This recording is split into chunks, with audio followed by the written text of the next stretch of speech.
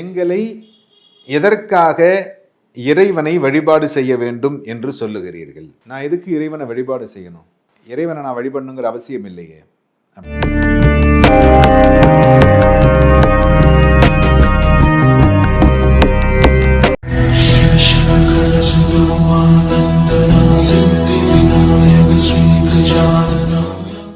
ராமானுஜர் வாழ்ந்த காலத்தில் திருவரங்கத்தில் ஒரு பக்தர்னு சொல்ல முடியாது, ஆலயங்களுக்கு வரக்கூடிய ஒருவர் ராமானுஜரை பார்த்து, சுவாமி, எங்களை எதற்காக இறைவனை வழிபாடு செய்ய வேண்டும் என்று சொல்லுகிறீர்கள்? நான் எதுக்கு இறைவனை வழிபாடு செய்யணும்? இறைவனை நான் வழிபடணுங்கிற அவசியம் இல்லையே அப்படின்னு கேட்கிறார். அதற்கு அவரு, கரெக்டு தான், நீ கேட்கறது கரெக்டு தான், எதற்காக வழிபாடு செய்யணும் அப்படின்னாரு. ஆமா சுவாமி, நான் நல்ல விதமா உழைக்கிறேன், என்னுடைய தாய் தந்தையை நல்ல விதமாக பார்த்து கொள்ளுகிறேன், என்ன நல்ல காவேரியில் தண்ணி வருது, இந்த காவேரியில் வர்ற தண்ணியை வச்சு விவசாயம் பண்றேன், இரவு பகல் பாராமல் உழைத்துக் கொண்டிருக்கிறேன், என்னுடைய மனைவி மக்களை நல்ல விதமாக கவனித்துக் கொள்கிறேன், என் மாமனார் மாமியாரும் என் கூட தான் இருக்கிறாங்க, அவங்களுக்கு ஒரே பொண்ணு, அவங்களையும் பார்த்துக்கிறேன், எங்க அப்பா அம்மாவையும் பார்த்துக்கிறேன், என் பசங்களுக்கும் நல்ல விதமாக பாடம் சொல்லிக் கொடுப்பதற்கு ஆட்கள் ஏற்பாடு செய்திருக்கிறேன், அவர்களும் நல்ல விதமாக படித்து வருகிறார்கள், எல்லாம் சந்தோஷமாக போய் கொண்டிருக்கு. ஆனா நீங்க என்ன பார்க்கிற பொழுதெல்லாம் இறை வழிபாடு கலந்து கொள்ளுங்கள், இறைவனை வழிபாடு செய்யுங்கள் அப்படின்னு சொல்லிக்கிட்டு இருக்கீங்களே, நான் நல்லா தானே இருக்கேன், நான் எதுக்காக போய் அவரை போய் வணங்கணும்? எனக்கு ஏதாவது குறையா இருக்கு, அப்ப குறை இருந்தா இறைவனை வழிபாடு செய்யலாம். இல்ல அப்படின்னு நான் சொல்ல வரல, ஆனா நான் எதுக்கு போய் கடவுளை வணங்கணும்? அதுக்கு ஒரு காரணம் வேணும் இல்லையா? இப்ப காரணம் இருந்தால் நீ இறைவனை வழிபாடு செய்வாயா? யோசிக்கலாம். அப்படியா? நீ ஒரு விதையை மண்ணில் நடுகிறாய், இந்த விதை முளைக்கும் என்று நீ நம்புகிறாய், அது முளைக்குது. இதை நல்ல விதமாக முளைக்கை வைத்தது ஒருத்தர் இருக்கார் இல்லையா, அவன் தான் இறைவன். அந்த செடி விருட்சமாக வளர்வதற்கு ஒருவர் உதவி செய்கிறார் அல்லவா, அவர்தான் இறைவன்.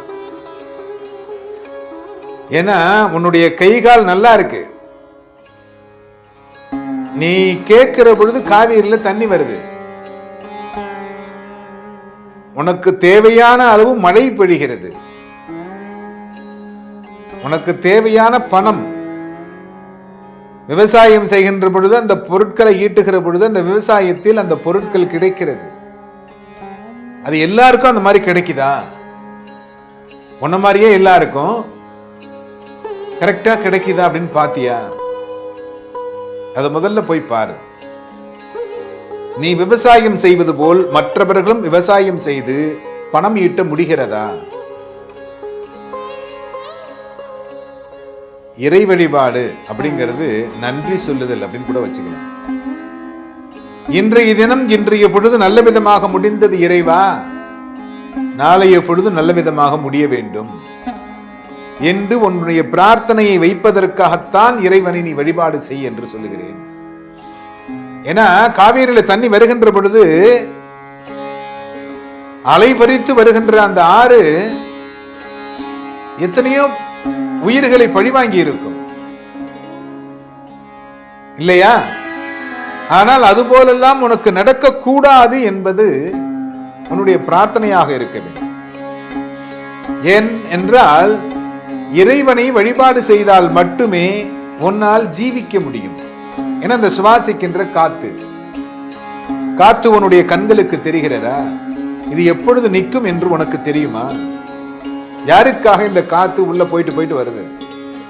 நீ சொல்லி செய்தா இல்ல நான் சொல்லி செய்தா? இல்ல.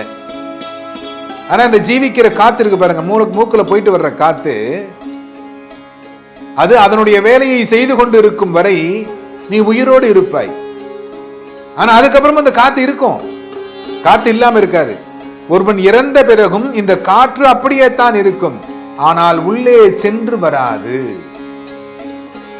நல்லா தெரிஞ்சுங்க, உள்ளார காத்து போயிட்டு வர்ற வரைக்கும் தான் நீ உயிரோட இருப்ப. அந்த காத்து நின்று போச்சுன்னா இந்த காத்தை கட்டுப்படுத்தது யாரு? இந்த காற்றை உள்ளே சென்று வா என்று சொல்லுகின்றவர் யார்? ஏன் அவர் திடீரென்று செல்ல வேண்டாம் என்று உத்தரவிடுகிறார்? அப்படி உத்தரவிட்டதனால் தான் அந்த காற்று நிற்கிறது.